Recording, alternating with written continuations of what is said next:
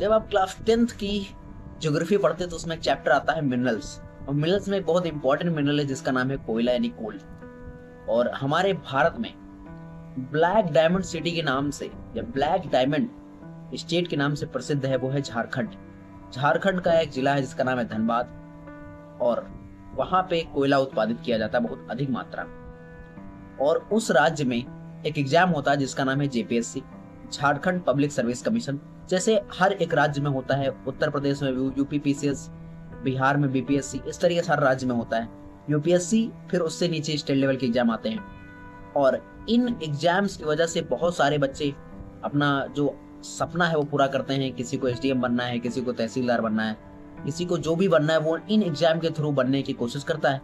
और हर साल बहुत सारे छात्र इस एग्जाम की तैयारी करते हैं और साथ में इस एग्जाम को देते हैं और एक सपना देखते हैं कि हम भी एसडीएम और बन सकते हैं, डीएम वगैरह। लेकिन जब इन्हीं एग्जाम में धांधली होती है, पेपर लीक होते हैं, रिश्वतखोरी होती है और ये सारी चीजें होती है, तब एक छात्र का मनोबल टूट जाता है और वो छात्र कुछ नहीं कर पाता है। यही आजकल इस समय झारखंड में चल रहा है। पिछले कई सालों से ये चीजें हो रही हैं कि झारखंड में जेपीएससी का एग्जाम होता है, यानी झारखंड पब्लिक सर्विस कमीशन, जिसमें एसडीएम वगैरह बनते हैं। उन एग्जाम में धांधली होती है। मेरे को ये पहले पता था कि हाँ, एग्जाम्स में खरीदे जा सकती पोस्ट। आपको एसडीएम बनना है, आप 22 लाख रुपए दीजिए। आपको एसएचओ बनना है, आप 10 लाख रुपए दीजिए। आपको ये बनना है, आप 20 लाख रुपए दीजिए। इस तरीके से हम खरीदते थे लोगों को, पहले बेचे जाते थे कि चलो हाँ 1000 पोस्ट आई हैं तो इस तरीके से मोटी कमाई हो जाएगी उन लोगों को जो यहाँ पे इस पोस्ट पे बैठे हुए हैं। वो लोग यहाँ पे डायरेक्ट भर्ती कर लेते हैं पैसे देकर। अब ये इल्जाम लगाना कहाँ तक सही है, कहाँ तक नहीं सही है, मैं नहीं जानता हूँ, लेकिन इन सभी में एक जिम्मेदारी बनती है, एक अकाउंटेबिलिटी बनती है उस सरकार की, जो सरकार उस समय वहां पे एग्जाम करा रही। देखिए, यूपीएससी सेंट्रल लेवल का एग्जाम होता है, लेकिन जो जेपीएससी है वो स्टेट लेवल का एग्जाम है।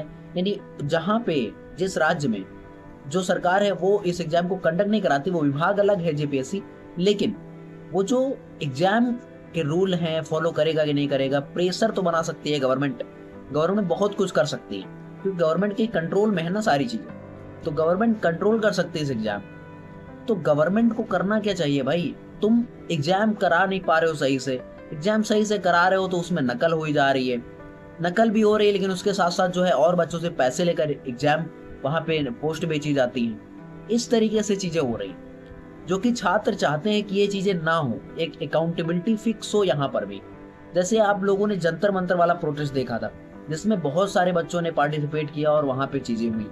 वैसे झारखंड में प्रोटेस्ट हो रहा है, झारखंड का जो कैपिटल है वो है रांची, वहां पे बहुत सारे छात्र प्रोटेस्ट कर रहे हैं। बहुत सारे मीडिया न्यूज गए हैं वहां पे जो कवर कर रही है, मैं लगातार देख रहा हूँ, लेकिन मैं वहां नहीं जा पा रहा हूँ, जैसे मैं जंतर मंतर पे नहीं जा पाया।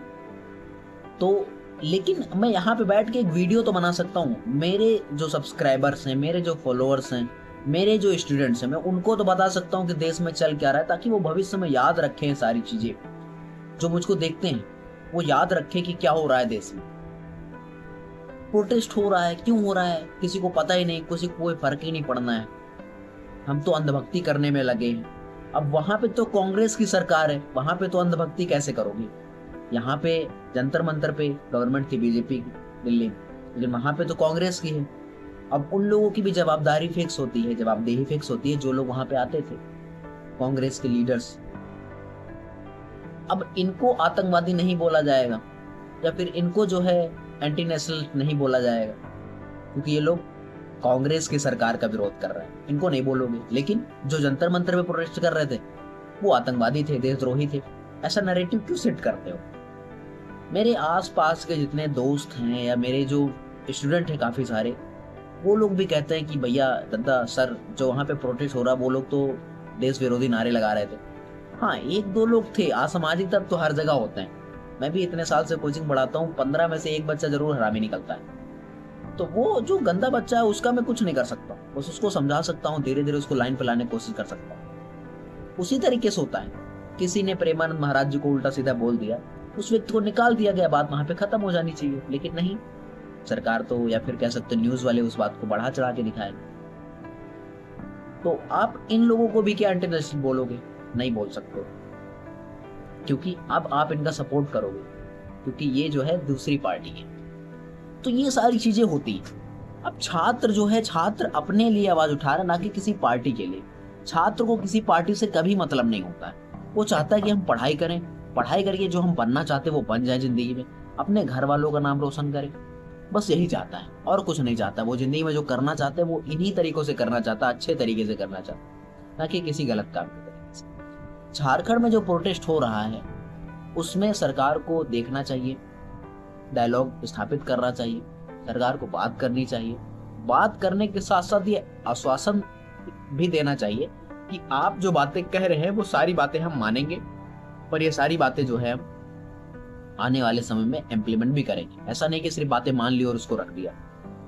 मुझे लगता है कि वहां पे सिर्फ जेपीएससी ही नहीं, अन्य जो एग्जाम होते हैं उनमें भी यही चीजें होती है, धांधली होती है, पेपर चोरी होते हैं, लीक होते हैं पेपर, अपने घर में जो बांट दिए जाते हैं। जैसे मैं मान लो टीचर हूं तो मैं अपने बच्चों को दे दूंगा, अपने जो स्टूडेंट्स हैं उनको दे दूंगा। तो इस तरीके की चीजें वहां पे मुझे लगता है ऐसी होती है। मैं झारखंड से नहीं हूँ, मैं रियलिटी नहीं बता सकता हूँ, लेकिन जो लोग वहां से वो तो बता सकते हैं। आप लोग कमेंट में जरूर करिएगा, बताइएगा सारी जानकारी कि क्या क्या होता है। मैं एक बार किसी एक व्यक्ति से, लड़की थी, मैंने उससे बात किया था झारखंड की, जब मैं यूट्यूब पे पढ़ाता था तो क्लास 9 की वो बच्ची थी, तो उसने वो बताया करती थी कि सर ऐसे ऐसे यहाँ पे पढ़ाई होती है, कभी कुछ नहीं, कभी कुछ पढ़ाई वढ़ाई नहीं होती, यहाँ पे फालतू की चीजें होती हैं। तो ये सारी चीज, तो एजुकेशन में अगर कोई राज्य पीछे है तो इसका मतलब यही कि वहाँ के स्कूल्स, वहाँ के टीचर्स, वहाँ के जो है जो नेता हैं वो लोग सही इस पे काम नहीं कर रहे हैं, तभी ये सारी चीजें पीछे। अन्यथा ये चीजें और विकसित होंगी और देश को आगे बढ़ाने में मदद करेगी। कि झारखंड हमारे देश को बहुत अधिक मात्रा में कोयला देता है, जिससे हम जो है बिजली उत्पादित करते हैं। तो this is the end of the video. I hope आपको ये वीडियो पसंद आई होगी। और झारखंड में बच्चों को मैं बहुत सपोर्ट कर रहा हूँ, जितना हो सक रहा हो उतना मैं कर पा रहा हूँ। यहाँ से वीडियोस बनाऊंगा खूब सारी, और कुछ मैं कर नहीं सकता हूँ, वहाँ पे नहीं जा सकता हूँ, आवाज़ नहीं उठा सकता हूँ, सिर्फ सोशल मीडिया पे बना सकता हूँ। तो आई होप आपको वीडियो पसंद आई है। मिलेंगे नेक्स्ट वीडियो के साथ। शेयर जरूर करिएगा अपने बाकी सभी दोस्तों के साथ जो ये जानना है, जिनको ये जानना चाहिए। Thank you so much. जय हिंद, जय भारत।